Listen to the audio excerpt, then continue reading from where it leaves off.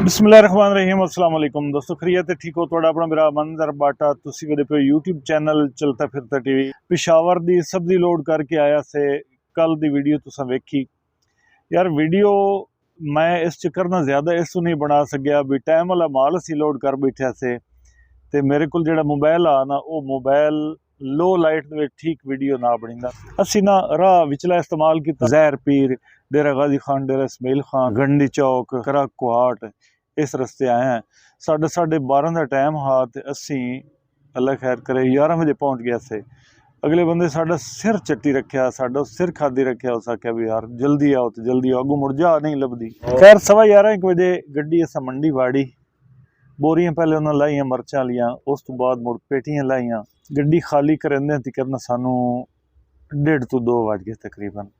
मोड़े जेड़ा सब्जी वाला काम हुंदा ना, सब्जी वाला काम हुंदा है जिस टाइम गड्डी लै जावे ना उस वेले एक किराया दे छोड़े। पेटियां ना लेंदे पे, पेटियां भी भिंडी हा ते शिमला मरचा पेटियां लेंदे पे आन। एक डाला आया, एक शाहजोर आईया, उस दे विच ना उस शाहजोर दे विच ना कोई डायरैक्ट उन्हें पेटियां लोड कीतियां, वो असीं गिनती ना से कर सके।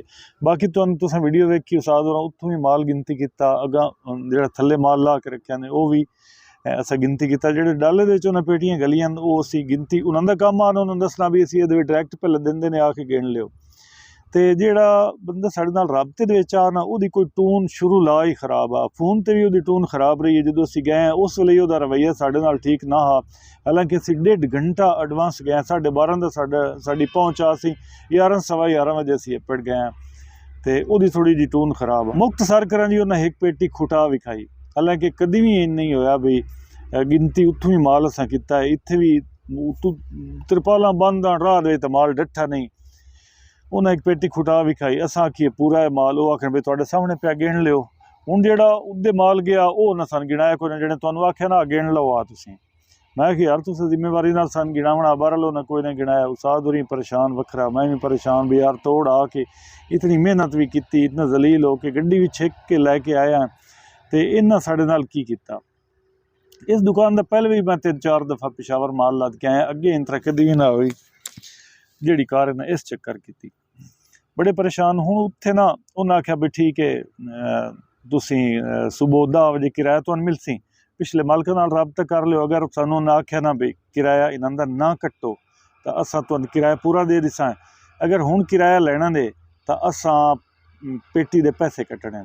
मैं सोचने लग गया बई अगर दे हो गया ना इथाई तो मोड़ मंडी विचों निकलदे तुहानूं पता है भावें खाली भी गड्डी होवे ना पिशावर दे विच एक ना एक चलान तो कर लेंदे। जिवें मंडी चों निकलना है किते न किते बैठे होंदे ट्रैफिक पुलिस अफसर, कोई ना कोई बहाना किसी न किसी शेक के चो सानूं लिया के ना चलान कर लेंदे। मैं कि 1000-1500 दोनों चलान कर वगावना तो उस नाल बेहतर है भी इथाई इन्होंने आने भी यार कुछ जायज़ मुनासिब पैसे जो लैन तो लत्थे खलोते आन मंदे ही ना आन पे असा मुड़ की कर सकते असें।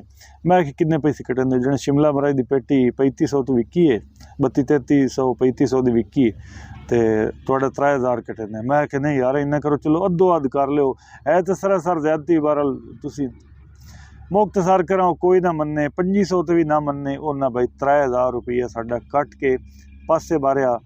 तो यह तो मैनू यकीन है बई उन्हें साडे नाल ये कीती ज्यादती। साडा माल पूरा यार सानू असी पिछू गिन के लैके आया है, उत्थे राह दे साडा माल डट्ठा कोई नहीं।